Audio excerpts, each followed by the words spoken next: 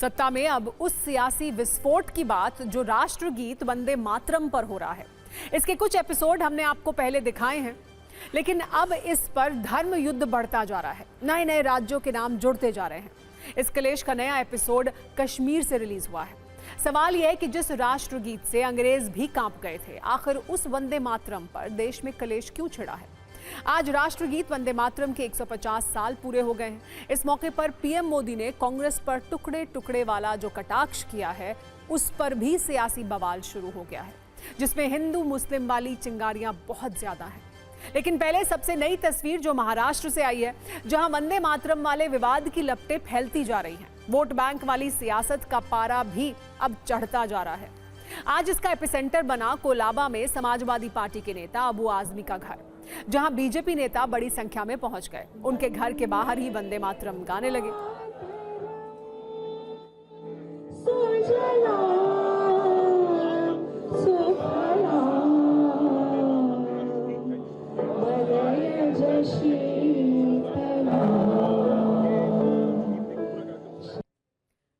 BJP ने इस कार्यक्रम के लिए अबू आजमी को भी न्योता दिया था, लेकिन वो नहीं आए। हाँ, उन्होंने बीजेपी नेताओं के लिए शरबत जरूर भिजवा दिया।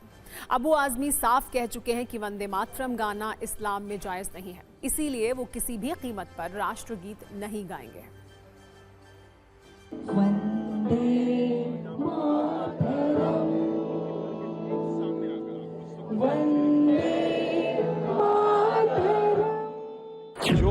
जो वंदे मातरम के गायन पर विरोध कर रहे हैं, वह स्वयं अपने राष्ट्रभक्ति के ऊपर प्रश्न चिन्ह निर्माण कर रहे हैं। जो व्यक्ति भारत में विश्वास रखता है, जो व्यक्ति भारत से प्रेम करता है, जो व्यक्ति भारत के इतिहास को सलाम करता है, जो व्यक्ति भारत के स्वतंत्रता सेनानियों में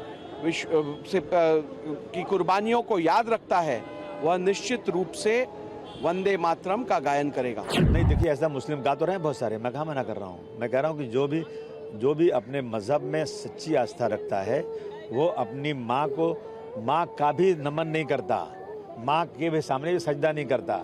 माँ का दर्जा बहुत बड़ा है।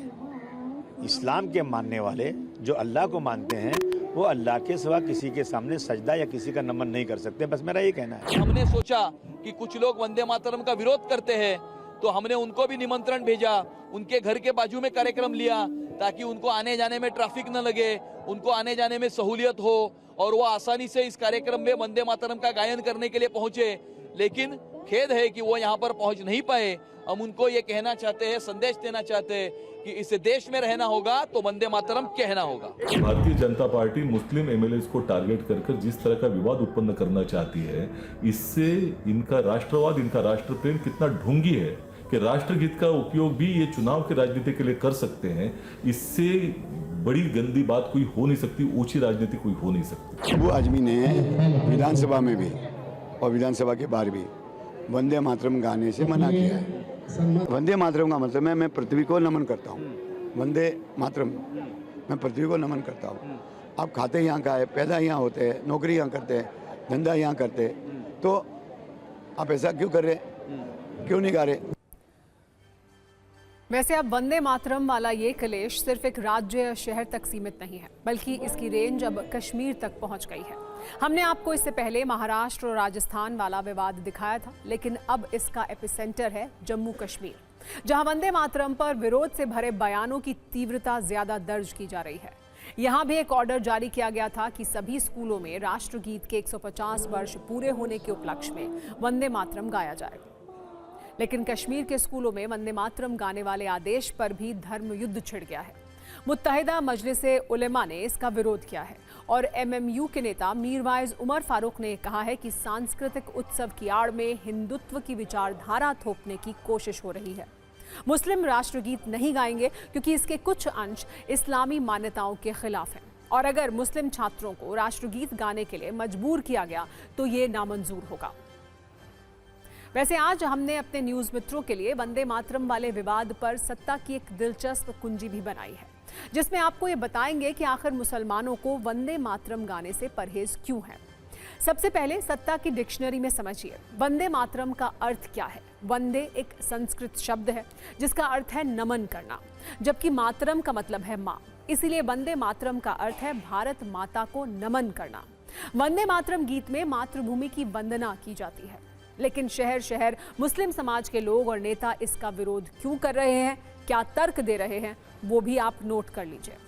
मुस्लिम नेताओं के अनुसार वंदे मातरम गीत गैर इस्लामी है। राष्ट्रगीत पूरी तरह इस्लाम की मान्यताओं के खिलाफ है, क्योंकि वंदे मातरम में भारत माता को नमन किया जाता है। भारत माता का नाम लेकर देवी के स्वरूप की पूजा की जाती है, और ऐसा करना इस्लाम धर्म के मुताबिक बुत परस्ती है, क्योंकि मुसलमान सिर्फ अल्लाह के सामने ही अपना सिर झुकाते हैं और वो सिर्फ उन्हीं की इबादत कर सकते हैं, किसी और की नहीं।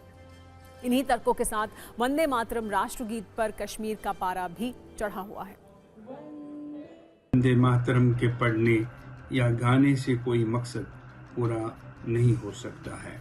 मेरी एलजी सरकार और वजीर आला से को इस गैर ज़रूरी हुक्मनामे को वापस लेने का मुतालबा है, ताकि आवाम में किसी तरह का इंतशार पैदा न हो। ये फैसला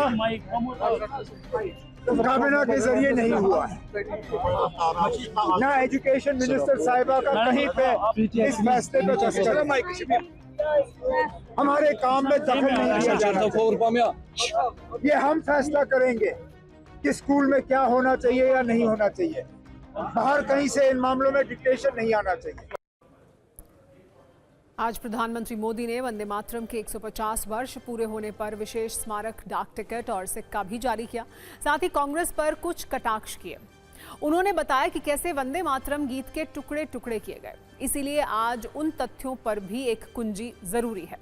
वंदे मातरम गीत बंकिम चंद्र चटर्जी ने लिखा और 1875 में इसे पत्रिका बंग दर्शन में प्रकाशित किया गया।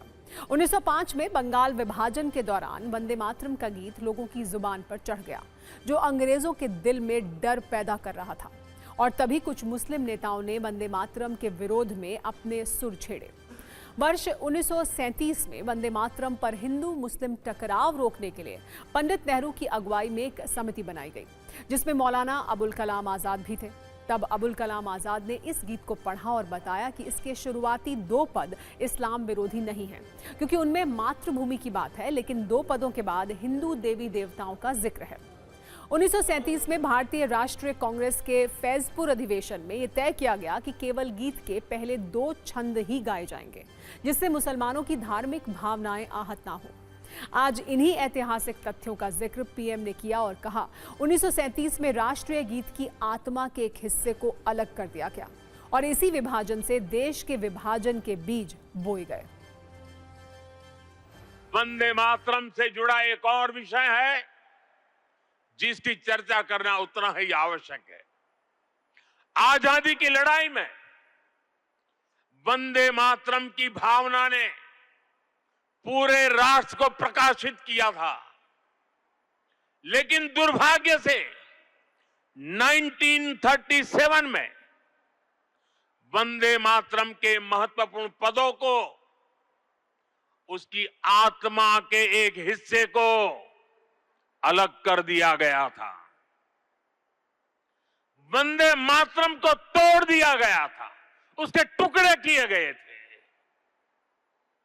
वंदे मातरम के इस विभाजन ने देश के विभाजन के बीज भी बो दिए थे। राष्ट्र निर्माण का ये महामंत्र, इसके साथ ये अन्याय क्यों हुआ, ये आज की पीढ़ी को भी जानना जरूरी है। वैसे आज आपको राष्ट्रगीत वंदे मातरम पर दिलचस्प और ऐतिहासिक तथ्यों वाली कुंजी भी आइए दिखाते हैं। दरअसल 1870 और 80 के दशक में अंग्रेजों ने सरकारी समारोह में गॉड सेव द क्वीन गीत गाना अनिवार्य कर दिया था।